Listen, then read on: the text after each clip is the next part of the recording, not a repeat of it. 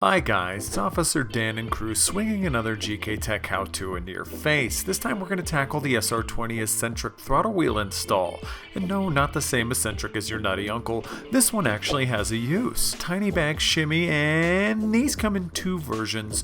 One to suit the S13 fitted with an SR20, and the other to suit S14 and 15 versions with that same good old SR20 as well. Why would I go with an eccentric version, you might ask? Let me lay it down for you. The eccentric throttle wheel increases the amount of control you have during low to mid-range RPMs, which is great when you're street driving and cornering in that RPM range, but this thing really shines during medium to high throttle ranges, making the throttle feel super responsive and letting the max amount of air in quicker. This thing will help your SR20 actually pull a premium before race wars, as seen by our favorite dude ever, shifting happily into 7th gear. Rest in peace, Paul. The install is pretty straightforward, so let's get at it. First things first, make sure your throttle cable is properly adjusted. Kick the pedal a few times, then make sure you have a slight bit of slack on the cable as shown here. If it's like this, you can move on. If not, tighten that thing up. Loosen and remove the nut on the outside, then remove the throttle cable itself. Then unthread and remove the nut and washer all the way. Release the spring tensioner from the OEM wheel like this.